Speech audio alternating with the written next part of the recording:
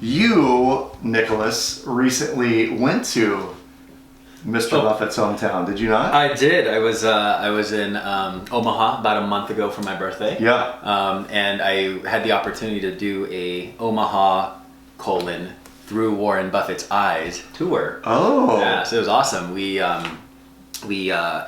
There's a street called Farnan Street, which is essentially what the tour guide said to me was after Warren Buffett passes away, they'll probably change it to Buffett Street. Yeah. Simply because his great-grandpa's grocery store was there, his grandfather's store was there, his dad's first brokerage street is there, Berkshire Hathaway is on that street. Wow. And then his current house is also at the corner and at the end of it. One might call it Buffett Way. Buffett Way. The Buffett Way. Sounds a little more like him. Yeah, doesn't it? Buffett Street, Buffett Way. So today's show is all about some Buffett takeaways, and we're going to cover some really important things that we've learned around Warren Buffett, including his frugality, his early days in Omaha, how he built the snowball that has grown to be one of the largest, what's the word I'm looking for? Brokerage holding company? Yeah, largest holding companies, or the largest amassed amount of wealth in one company, as well as some interesting things about like what he has on his desk to keep him humble and intentionally investing in the right things. And then an interesting thing at the very end, we're going to talk about one of his investments that he made back in the 80s that has proved to be a very, very astute investment. So let's first talk about some of those early money memories and where frugality and all that stuff came from for Warren Buffett. Yeah, I think one of the things we talk a lot about on this podcast and YouTube channel, a lot about how our past and early money memories impact how we relate and deal with money today. And just hearing the history of Warren Buffett, his great-grandfather, and grandfather all ran grocery stores as the beginnings. And, were not earning much because they were also working for their fathers. Yes. They were like, screw this, I can make more money doing something else. Totally. But particularly for Warren Buffett, his dad and he, grew up in the Great Depression. So the whole concept and conversation around not having money and being poor was something that Warren Buffett just did not want to be growing up. So that was really interesting in how that played in how he spends money and how he doesn't spend money. Yeah.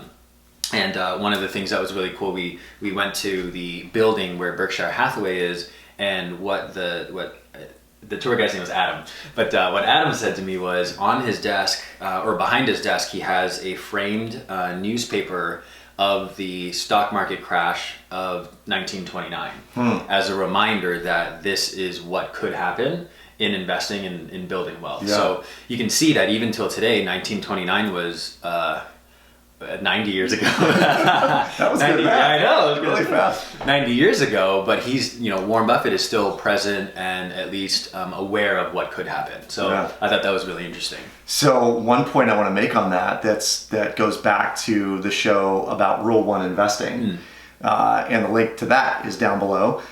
Phil Town, who is a Buffett student or a student of Buffettology, has said before that Warren Buffett has this great comment that when gold is falling from the skies, you can either go out and collect it in a thimble or in a wheelbarrow. And what he meant by that was when the stock market collapse happened in 1929, the people who had the forethought to go out and invest directly after, so the stock market plummets, the people who went out and poured money into the market at that point were the ones who eventually became multi-millionaires. So what Warren Buffett does, I think, in having that behind his desk, it's a constant reminder that when a market collapse happens or a correction happens, that actually is the time to go in. Yeah. So that his comment about be fearful when others are greedy and greedy when others are fearful. Yep. That's one of those kind of prominent Buffett sayings. Yeah. That's great. That's the Buffett way. It is the Buffett way. Do me a favor. Make your best Warren Buffett face. Do I? I don't even know what that looks like. I always heard he held the newspaper up And when people, because he was studying stock charts all the time, and when people come in, he'd just drop the newspaper enough to see his eyeballs, and then he'd put it right back up again. But he was actually kind of, or is, not was, like he's passed away, he is kind of a recluse, or was for a long time in his life. Like, not the best father. People would come over for social visits and he'd lock himself in his office and continue working. Those kinds of things. I actually heard that, I read this in The Snowball, which is Warren Buffett's, one of his biographies. And it basically said that he and his first wife divorced because she was just tired of him being antisocial. And then his second wife, who was actually I think it was his assistant or his housekeeper or something like that. Yeah, or I think it was actually his ex-wife's like good friend. Okay. But she was okay with it, and then that's how things happen, I guess. Very interesting. So, yes. Yeah. Another takeaway that I got was, in you talking about how Warren Buffett, was kind of like a recluse. I just really got really inspired by like how much focus someone needs to have to be able to do that. The tour guide that I was with said that he was very distracted, which is why he wasn't present with his kids and his wife and stuff like that. And I took it as, well, he wasn't distracted. He was actually hyper-focused on what he was doing. Right. So I kind of, for me, especially in the pursuit of mastery of money, it does require a level of focus and intention and being able to actually block out the other distractions in building wealth. Which he obviously has done very, very well. Obviously Warren Buffett's main investment philosophy was to always buy companies on sale.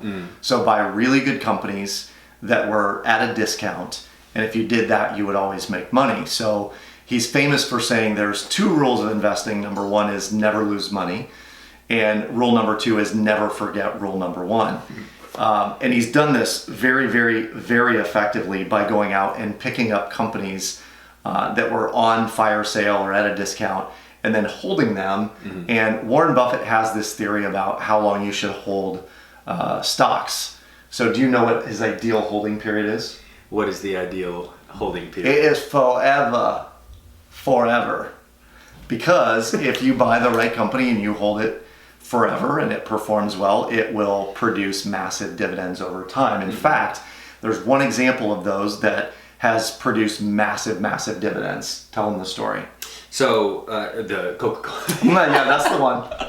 So Coca-Cola is a company that Warren Buffett is an investor in, and that's actually what he drinks every day. With Coca-Cola, you might need to help me out with this story. Okay. But let's see, help me out with the story here. Yeah. So in 1988, he started buying Coca-Cola in 1987. In 1988, he invested $1 billion of Berkshire Hathaway money into Coca-Cola stock.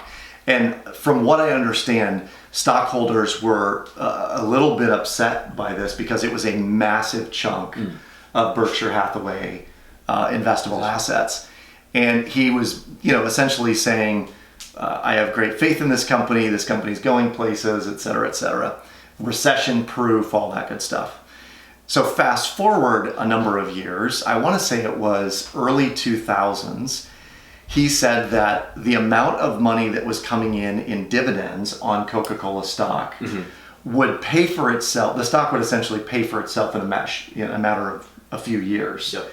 And what we're now hearing is that by the year 2026, the dividends that Coca-Cola will pay will surpass what he paid for the stock every single year. Yeah. So you imagine? It's 100% return on the original purchase price year after year after year. Yeah. I want to say right now the dividend yield on the stock is 62% on the cost basis. Yeah.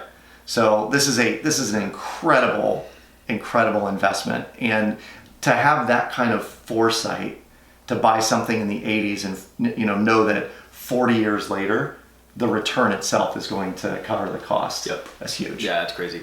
And it really goes down to his philosophy, and there's a bunch of books on it, but really the value-based investing. Looking at the company, the leadership, there's we talk about this a lot with compound interest. Benjamin Franklin said that compound interest is the 8th wonder in the world. And I was surprised to find that there was a 9th wonder in the world. And that is the dividend paying stock. Yes. Which is what Warren Buffett coins. So with CocaCola, regardless if the market goes up or down, he's still receiving a dividend. Totally. So that is a brilliant takeaway. That is a brilliant takeaway. Something your grandfather my grandfather probably learned and did. Yep. In his purchase of Nike stock. Yep. Correct? With Nike stock, yeah. He always said if the market goes down, he's buying Nike on sale. When it goes up, he rides the wave, and when it stays the same, he's collecting dividends. Yeah. So it's a win-win-win. So here's a challenge for you explorers that are watching or listening out there. It is to find a dividend-paying stock that is a company that you know and love. Much like Warren Buffett did, he invested in companies that he both understood and that he was a fan of. So he was buying companies like Dairy Queen and See's Candies. He bought Geico, interestingly, for the float, for the amount of money that they had on their books that were investable assets. So a lot of people don't know that insurance companies are great investments because we pay in our premium, and if they've done their underwriting, their underwriting well, they're going to have a ton of money sitting in float. That's the money that has not gone out in paying off claims. That money can then be invested. That was why Warren Buffett bought Geico. Mm-hmm. So for you, we want you to go out and find a dividend-paying stock, something that you personally are attracted to or have an affinity to, and start investing. Even in small amounts over time can make a significant difference down the road. It may mean $1 billion in dividends in 40 years. And if that happens, your children will thank you for it. Yeah. I'm sure mine will. Yeah. Do you have a favorite dividend-paying stock now? You know what? My favorite stock that pays a dividend and is very capital efficient is Hershey's. Hershey's. Now the stock price has gone up over time, but Hershey's is a very it's a quality company. For every $1 they invest in improvements, they earn $10 in profit. And so that's one of the ones that I'm holding on to for a good long time. Gotcha. When you said quality investment, I thought you said quality chocolate. That is some quality chocolate right there. Yeah, that's cool. I think when I was born, my grandpa actually bought a share of Disney. So Disney, I think, was the only one that actually still prints, the stock certificates. But Disney is a dividend stock that I own and collect dividends from. That's awesome. So, yeah.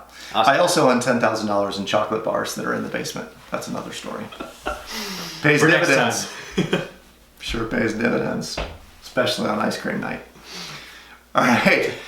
See you next time, explorers. Comment, like, subscribe, and if you have questions, send them to questions@masteryofmoney.com. Beep boop bop boop beep boop. See you next time.